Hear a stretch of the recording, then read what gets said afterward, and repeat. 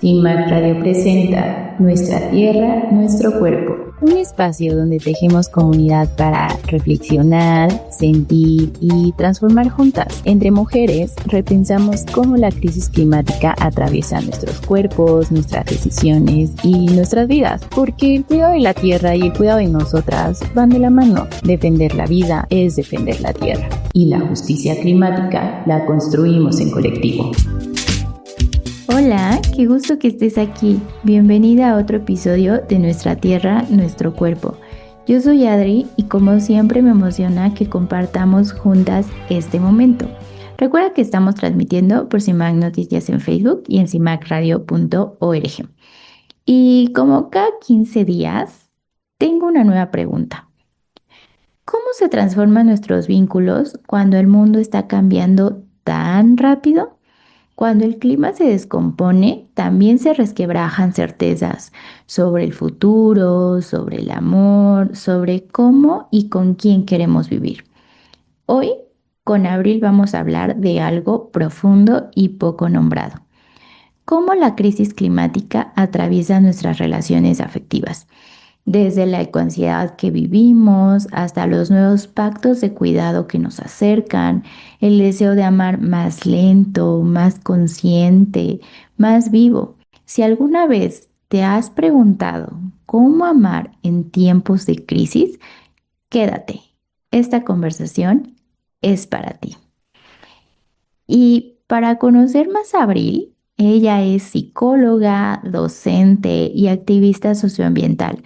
Ha destinado más de 6 años al activismo en coordinación de grupos medioambientales y creación de eventos multidisciplinarios como el Antidía de la Tierra en 2024 y 2025. En los últimos 3 años se ha formado como psicóloga climática de forma autodidacta y certificada en el Instituto de Estudios Integrales de California. Bienvenida, Abril. Muchas gracias por estar en este espacio. Habíamos leído un estudio de Jay que decía que el 37% de los jóvenes entre 18 y 30 años en Estados Unidos está evitando relaciones y rupturas por diferencias en la conciencia ambiental. Entonces, queríamos preguntarte, ¿realmente la crisis climática está transformando nuestras relaciones afectivas y familiares? Es una crisis que no solamente se encuentra en los ecosistemas externos, ¿no? No solamente está en los mares, en los ríos, afectando, ¿no? Y extinguiendo especies eh, animales, vegetales, hermanas, sino que también habita nuestros cuerpos, habita nuestra salud física y nuestra salud mental, que es desde donde yo me posiciono, ¿no? Desde la psicología ambiental. Eh, Y desde ahí, desde esa entrada, considero que cuando algo de nuestro entorno nos afecta a nivel salud mental, ya podemos hablar que está afectando nuestras relaciones interpersonales, pensando en salud mental como una esfera que incluye nuestra vida escolar, laboral, nuestras actividades diarias, etcétera, dentro de las cuales las relaciones se encuentran. Y ya hay un estudio que habla de la ecoansiedad en su dimensión social, que la ecoansiedad realmente puede trastocar nuestros vínculos cuando hay diferencias en actitudes ideológicas, comportamentales en relación a la crisis. Entonces, claro, sí creo que toca. Y, o sea, también nos preguntábamos en ese sentido, ¿no? Ujú. Muchas personas activistas ambientales o que no se asumen como activistas, pero sí tienen una preocupación genuina por el cambio climático, pues viven Ujú. esta ecoansiedad, ¿no? Ujú. Y, y como tú nos contabas, o sea, al final traspasa como ese vínculo que tenemos con las demás personas. ¿Tú nos podrías contar de algunos desafíos que podríamos, por ejemplo, enfrentar con las parejas o incluso Ujú. con la familia cuando empezamos a abordar temas como este consumo consciente o sostenibilidad, pero también ahorita estaba pensando desde el hecho de nombrarlo, o sea, Ujú, pienso cuando yo como activista climático lo menciono en la mesa o lo menciono con mis amigas, es que tengo ecoansiedad, ¿no? Me siento de esta claro. manera. O sea, desde ahí como que siento que a veces hay una fractura porque no todas las personas lo entienden, esta sensación, esta emoción nueva que hay, ¿no? Derivado de todo este contexto. Sí, claro, y te cacho ahí, te entiendo, es complejo pues vulnerarse y compartirse desde esta experiencia emocional tan intensa, ¿no? Como lo es la ecoansiedad. Y creo que aquí tenemos dos factores que van en nuestra contra cuando empezamos a hablar de emociones climáticas. Y por un lado, creo que es pues todavía cierto negacionismo, ¿no? Ante la crisis socioambiental como tal, ¿no? Siguen habiendo personas que incluso con evidencia, no solo en papers, en investigaciones, sino a sus alrededores, ¿no? Contingencias en la atmósfera, un chorro de situaciones que ya evidencian que la crisis ambiental está aquí y ha estado aquí hace mucho tiempo. Pues siguen habiendo personas que desde varias posturas no actitudinales siguen negando la crisis.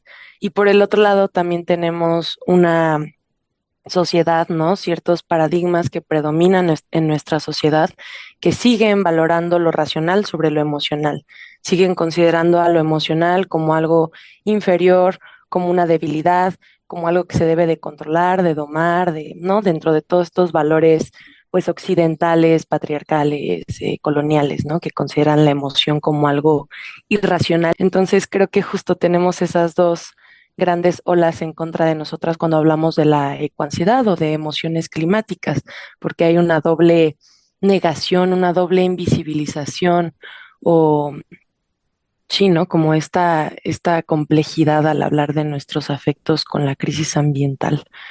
Y creo que no nada más en familias ya existentes, creo que este es un tema que ustedes abordan desde, desde su trabajo, la ansiedad reproductiva y la planeación familiar. No, no solo en las familias que ya existen, sino en las que deseamos o pensamos a futuro, ¿no? Con fenómenos como precisamente la ansiedad reproductiva, que nos habla justo de un dilema, de ciertos conflictos internos causados o que son experimentados en personas que también hay que nombrarlo, tienen el privilegio de la planeación familiar, ¿no? Que debe de ser un derecho que todas y todos debemos tener, pero que sigue siendo un privilegio, desgraciadamente, ¿no? Un conflicto interno en relación a si tener hijes o no ante el panorama socioambiental actual y que puede estar atravesado por situaciones diversas como el miedo al futuro, la incertidumbre a futuro, la inseguridad financiera y pues claro, la preocupación por por el crecimiento, el desarrollo, el bienestar de los niños, ¿no? La culpa ambiental, dilemas entre este deseo personal de realmente quiero maternar, paternar, pero también cierta responsabilidad colectiva. Entonces, creo que esos son dos fenómenos que nombraría de entrada, que son interesantes de ver en familias, por un lado, y también en vínculos afectivos que planean maternar o paternar.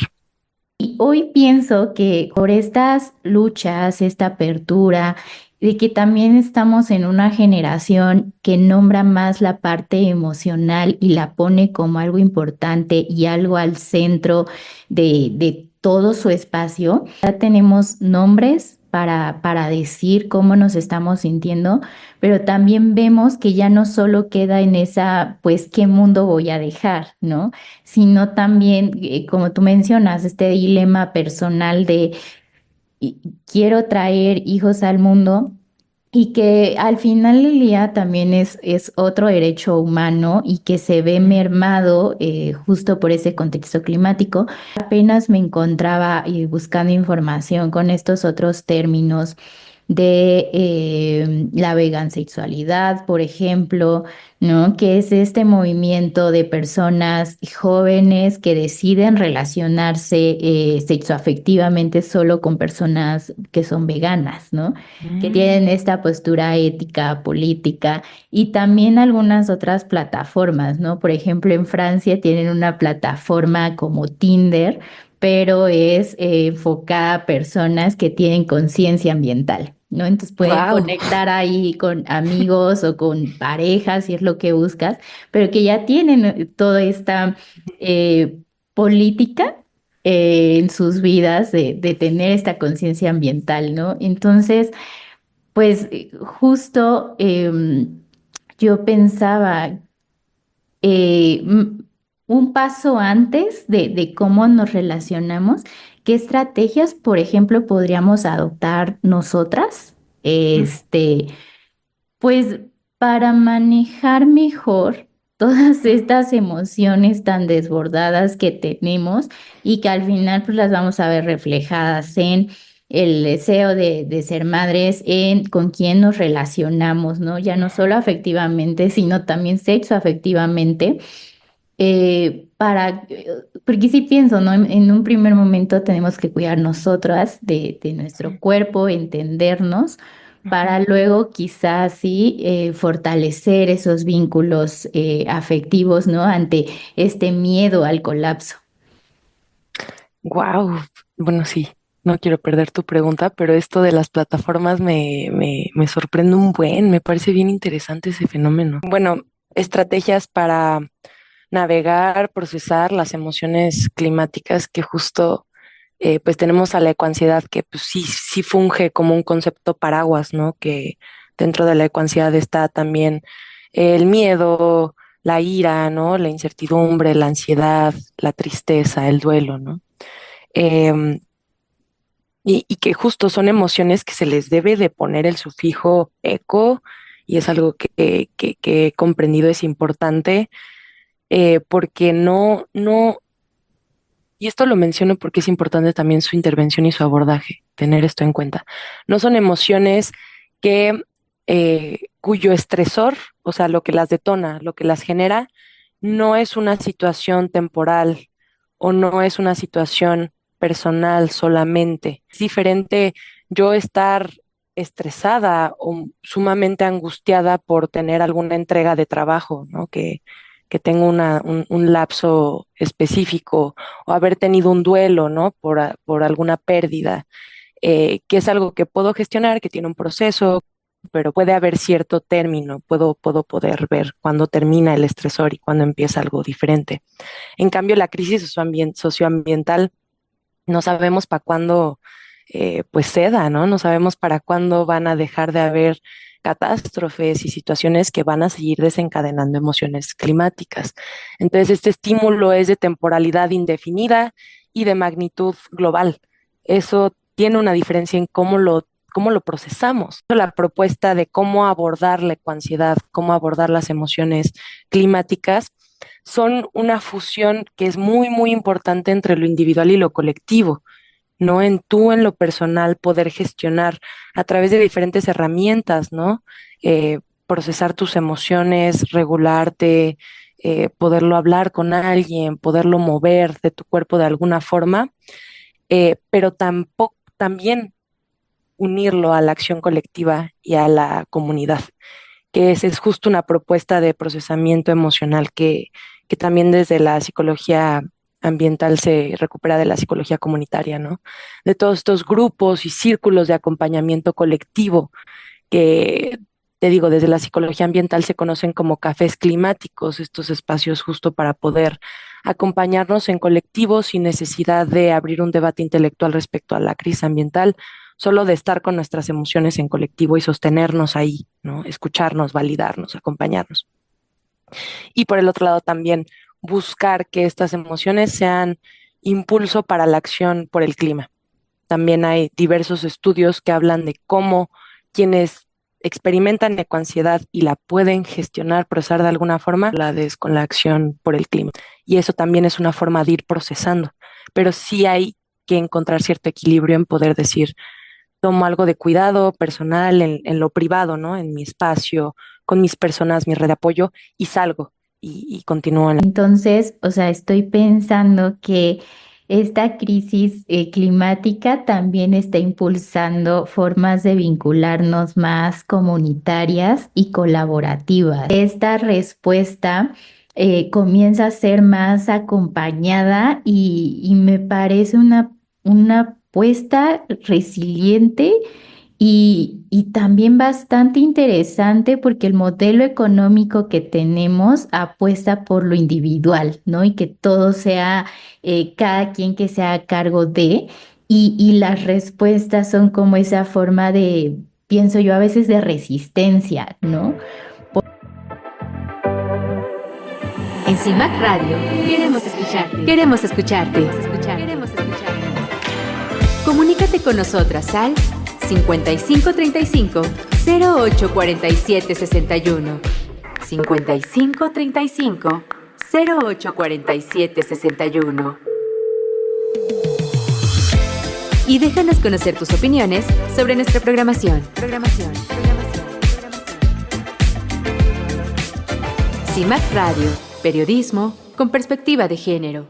Te digo, o sea, hay varios estudios y lo que sugieren es que esta percepción de riesgo climático que sienten las personas jóvenes ha aumentado la valorización de las redes comunitarias y de cuidado mutuo. Entonces, o sea, me parece maravilloso este hackeo al sistema que viene desde lo muy comunitario y desde esta necesidad, pienso yo, de no sentirte sola. Entonces, o sea, ¿tú cómo piensas o cómo visualizas que quizá podamos construir más relaciones que reflejen no solo nuestro amor, ¿no? Que al final por eso construimos ciertas relaciones con las personas, sino también ese compromiso con el planeta, o sea, que no se mantenga en tensión. Pues me parece muy, muy acertado todo lo que comentas y justo siguiendo esta línea de el amor, los afectos.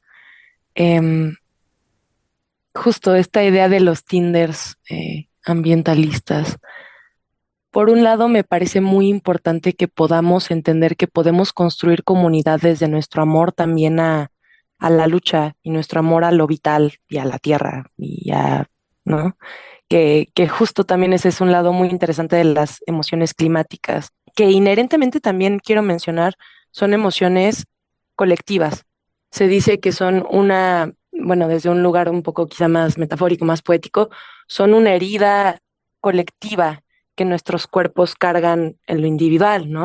Entonces, toda la ecoansiedad, el ecoduelo, la ecoira y todos estos conceptos súper interesantes como solastalgia, etcétera, claro que los cargamos en nuestro cuerpo colectivo, pero también existen las emociones climáticas que se viven desde lo placentero, desde la conexión hacia lo amoroso, hacia lo afectivo, y tenemos también conceptos muy interesantes desde ahí, pero creo que es muy válido y muy necesario encontrar a tu comunidad con la cual puedas compartir tu amor por la tierra y tu lucha, porque eso te sostiene también, porque si no, nuestro activismo y nuestra lucha también puede caer en este individualismo que es justo un como caldo de cultivo para la ecoansiedad, el estar en tu activismo desde lo individual, desde la soledad, ¿no? Eso es muy desgastante y es muy triste, es muy solitario.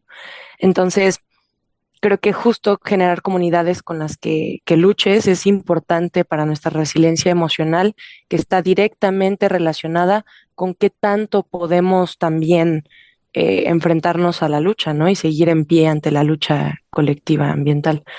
Pero también me quedo pensando en que a veces tenemos un concepto de comunidad muy idealizado, o sea, solo estamos de acuerdo con el resto de las personas que conforman esta comunidad, ¿no? Esta comunidad de yo solo me voy a juntar, solo voy a hablar, solo le voy a dedicar mi tiempo y mi energía a quienes están conscientes de la crisis y se están movilizando, ¿no? Como para hacer algo al respecto. La comunidad también implica conflicto y siempre va a haber conflicto en nuestras relaciones afectivas, de familia, sexoafectivas y creo que justo aprender a quedarnos a pesar del conflicto, quedarnos a hablar sobre el conflicto, eso también genera comunidades súper sólidas y comunidades fuertes. Y eso también es algo que necesitamos para hacerle frente a las crisis socioambientales que ya están y que se vienen, ¿no? Necesitamos poder contar con nuestros vecinos, con nuestra familia, con nuestras amistades para sobrevivir en muchos aspectos. Pero entonces desde ahí creo que es construir esta inteligencia emocional que nos permita navegar conflictos también y quedarnos, aunque estemos en desacuerdo aunque hayan desacuerdos, ¿no? Em, Justo hay un método o entrevista en el que vas explorando por qué las personas están en negación ante la crisis ambiental. Y justo es como más allá de solamente reaccionar y estar en un estado conflictivo ante la otra, la actitud de la otra persona negacionista, etcétera, es solamente explorar con cierta compasión, así lo menciona la autora, las negaciones de la otra persona y por qué la otra persona todavía no puede o no quiere, ¿no? Como acceder a este entendimiento de la crisis ambiental.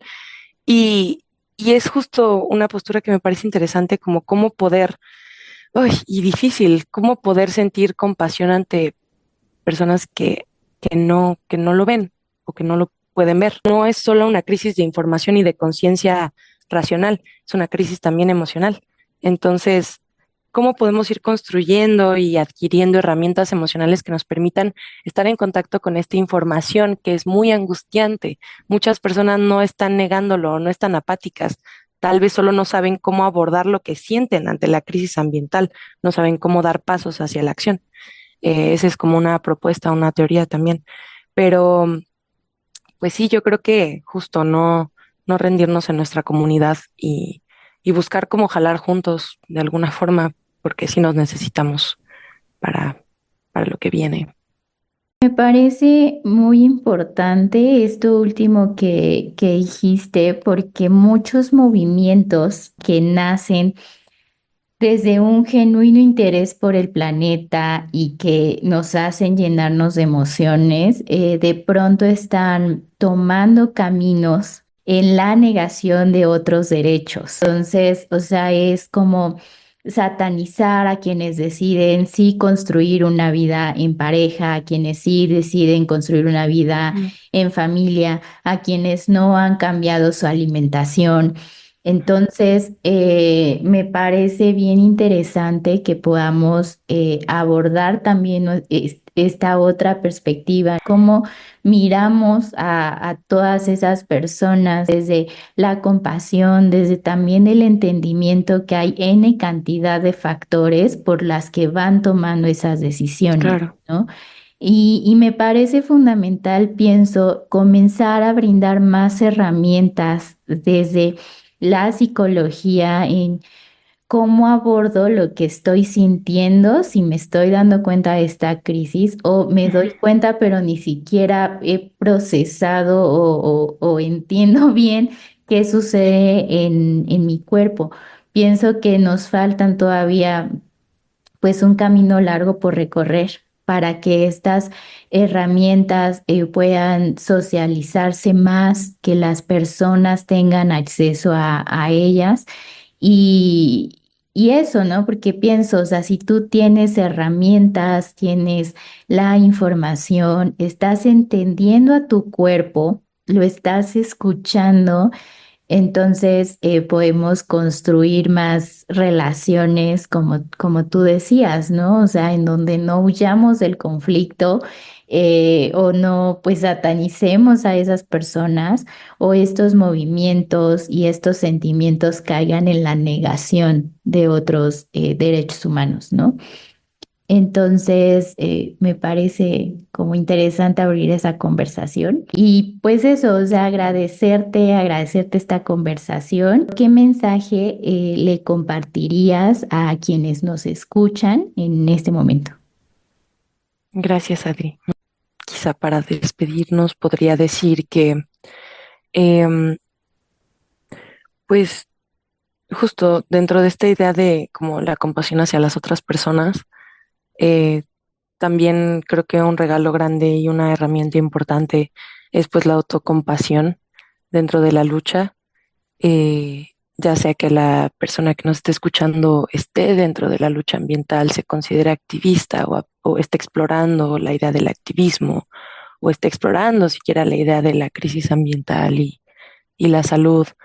Em, pues sí, no es fácil comenzar a aproximarse a estos temas que, aunque no son fáciles, son sumamente importantes, ¿no? Y justo que estén como abiertas, curiosos a ver qué reacciones tienen sus cuerpos, cómo se sienten, eh, cómo van procesando toda la información, todos los nuevos datos, los nuevos conceptos, porque creo que realmente, como tú lo decías, Adri, creo que es eh, creo que es rebelde también y creo que es algo como contestatario el sentir y el conectarnos a nuestras emociones, porque desde ahí es de donde podemos actuar también y pensar en que esta crisis ambiental, sin afán de reducirla a ningún concepto o a ninguna idea,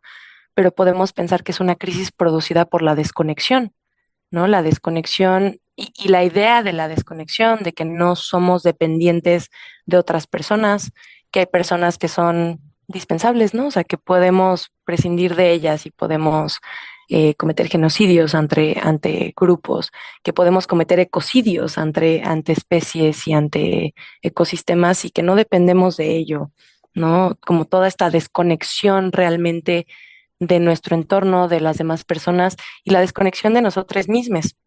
Creo que el conectarnos y reconocer que sentimos algo y que nos genera algo, lo que está ocurriendo a nuestro alrededor y dentro de nosotras, es importante para poder proponer algo diferente, otra forma diferente de vincularnos, no solamente a nuestro entorno, a la naturaleza, sino entre nosotros también, más cálida, más empática, más cuidadosa, ¿no?